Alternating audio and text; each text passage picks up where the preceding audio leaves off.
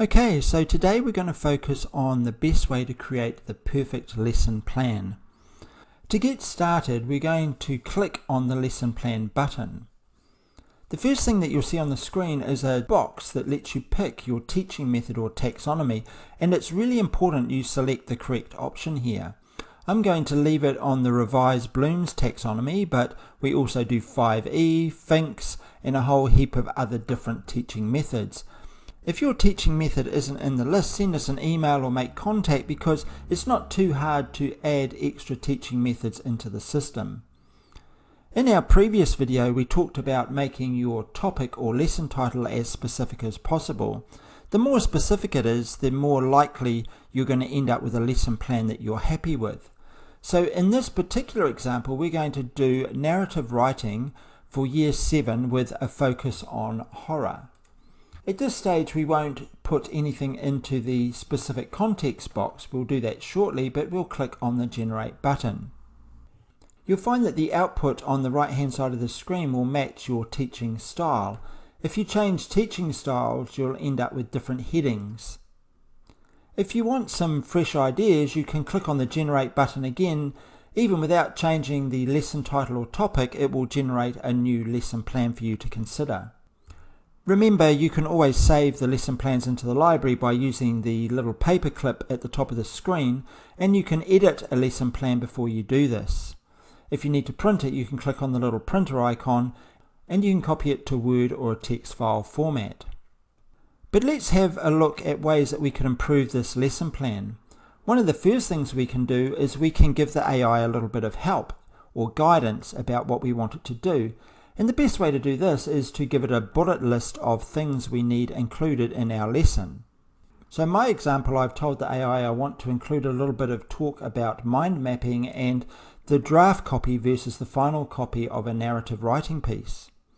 We can click on the Generate button and we'll end up with some specific output that relates to our narrative writing for Year 7 with a focus on horror, but now it will take into account that we want them to do some mind mapping and we want to talk about the difference between a draft and a final piece of writing. Another way you can guide the AI is to give it a very specific set of instructions. So I've told it that I want to relate this particular topic to the book Dracula, and I want to focus on the building tension part of it and have writing prompts. When I click on the Generate button, I'll end up with a lesson plan that takes this into account. So you can see that rather than just using a topic and refining that topic down into a specific focus, I've given the AI extra instructions. Another way that you can help the AI is you can paste an actual unit standard into this field. So you can take that directly from your education provider's website or from other places where you can get this kind of information.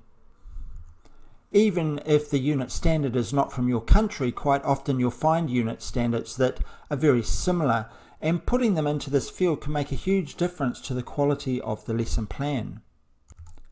If you're struggling to come up with bullet points or things to consider for your lesson, you can always go back to the main menu and pop into this Inspiration tab and select the Subtopics option.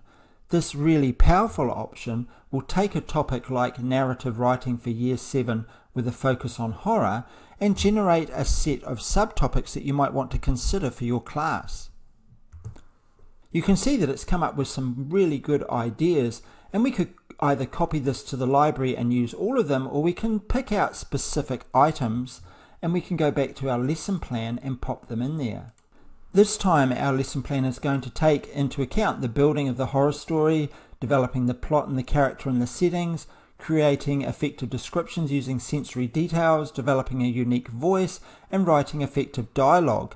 So we've taken a very simple topic like narrative writing, we've focused it to Year 7, we've said that we want to focus on horror, we use the subtopic generator to come up with ideas, and we picked out those best ideas and put them into the context box. When I generate this now, I'll end up with a very high quality lesson plan that we can use to run the class. You'll notice that the text on the right hand side of the screen now really takes into account the things that we put into the specific content. So there you go, that's how you can really refine down a lesson plan. I encourage you to jump on and have a try yourself. See what you can do. Play around with the context box and refining your topic, and don't be afraid to click the generate button multiple times so that you can see different iterations of the same question.